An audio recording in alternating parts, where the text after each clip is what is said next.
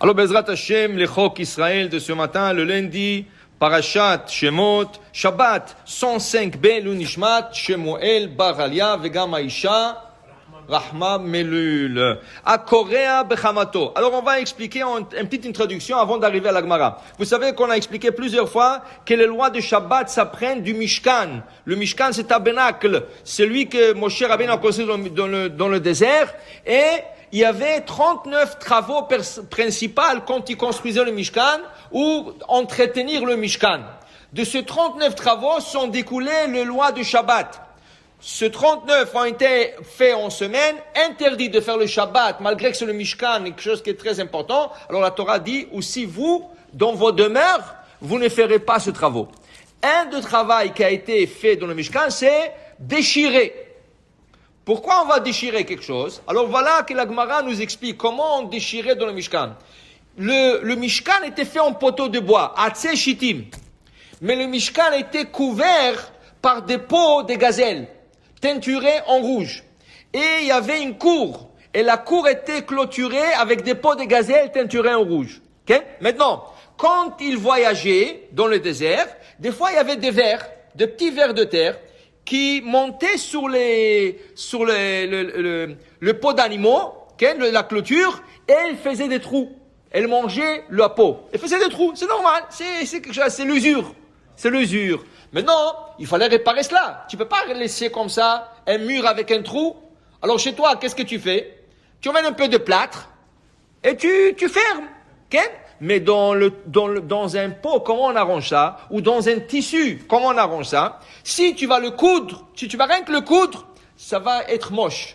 Ça va être pas beau. Alors, la technique professionnelle de le faire jusqu'à aujourd'hui, c'est quoi? Le trou, là où il y a le trou, tu coupes un peu vers le haut. Tu prends un paire de ciseaux, tu coupes un peu. Tu coupes un peu vers le bas. Qu'est-ce que tu as maintenant? Tu as maintenant comme une fente. Comme une fente. Au lieu d'avoir un trou rond, tu as comme une fente. Là, tu couds. Et ça va être moins visible que si tu aurais cousu un trou. Là, quand c'est une fente, tu peux coudre de l'autre côté et en avant, ça n'apparaît pas beaucoup. Maintenant, ça veut dire qu'il faut déchirer, korea, et almenat litpor, afin de coudre.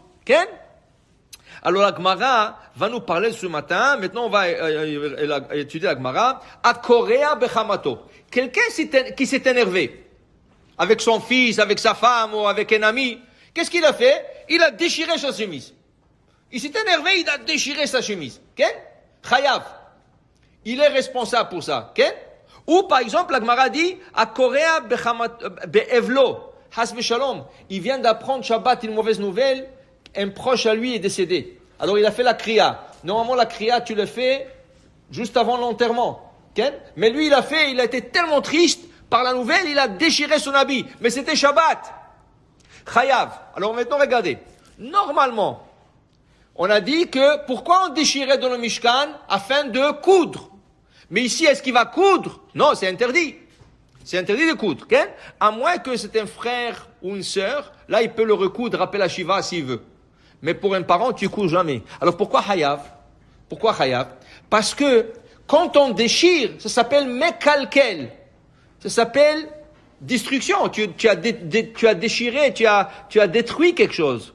C'est la destruction. Alors pourquoi tu vas être Hayav? Non. Alors c'est pour ça qu'on dit non. Il a déchiré afin de coudre. Mais quand la déchirure elle-même, c'est quelque chose qui a abouti à quelque chose de positif, par exemple, lui il a besoin de déchirer ses habits.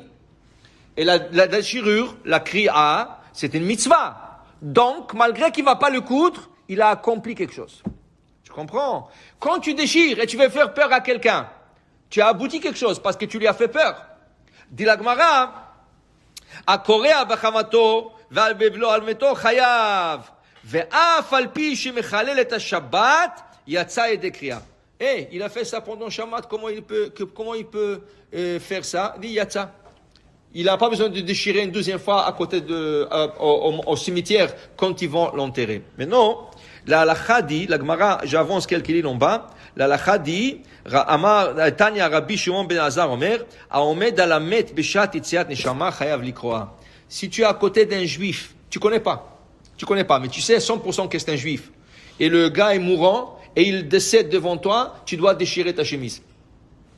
Normalement, ok? Seulement, qu'est-ce qu'ils vont faire les gens de la Hevra Kadisha?